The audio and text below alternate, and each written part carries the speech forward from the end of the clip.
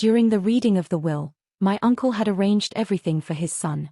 He wanted to completely exclude me from the inheritance, but the lawyer exposed the truth. His face went pale when he found out that there was a hidden clause in the will that was about to change everything.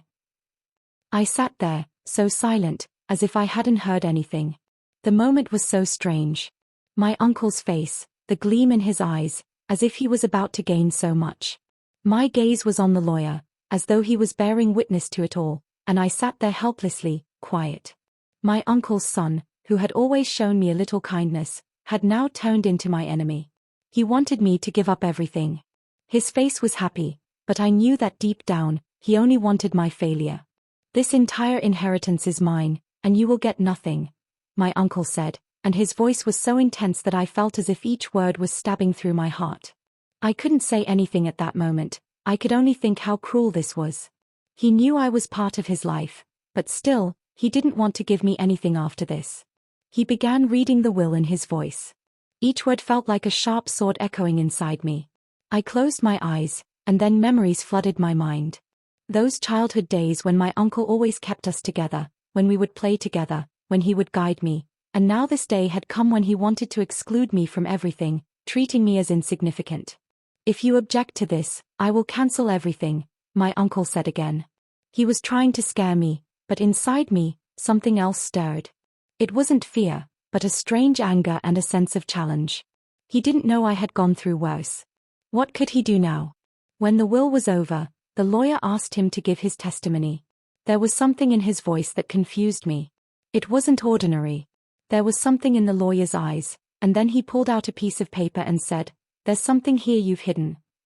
My uncle's face went completely pale.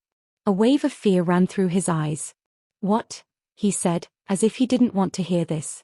The lawyer pulled out another document and placed it in front of him. "This is a hidden clause that you've concealed in the will." My uncle's face became even whiter, and the confidence in his voice faded. "What is this?" he asked, trembling. The lawyer said, "According to this, a portion of your entire estate is designated for your daughter." My uncle's mouth dropped open. His hand was trembling as he grabbed the paper. He couldn't believe that what he wanted wouldn't come so easily. Now I understood that my uncle had done all of this for his own gain.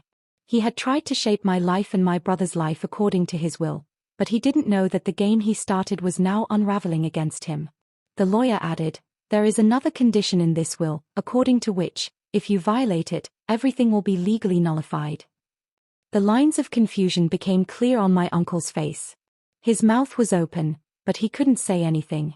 There was no longer any confidence in his eyes.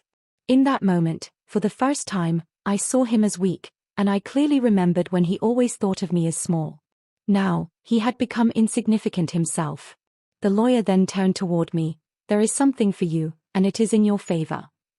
Hearing this, a light sparkled in my eyes. It was the moment when I thought that all of my uncle's tactics, his harsh attitude, and his entire plan had now become meaningless. My uncle looked at the lawyer, and then met my eyes, but now his gaze lacked the intensity it once had. His whole body trembled, as if all his strength had drained away. "So all of this, how did it happen?" he said. I replied, "You started this game, but there is nothing in it for you." The lawyer opened the paper again and said, "Now you must decide what you want from this. A lot is about to change." My uncle silently examined his decision. The shame in his eyes was evident, and he realized that everything he had done was now undone. His face had turned pale, and he had become completely helpless. At that moment, I decided it was time for me to take a strong step for my future, to prove myself against my uncle's plans. I looked at the lawyer and said, "We need to move forward." The lawyer nodded, and together, we stepped into that altered reality. Thank you for reading this story. If you enjoyed it, don't forget to like and subscribe for more captivating content. Your support truly helps us grow and continue creating stories you love.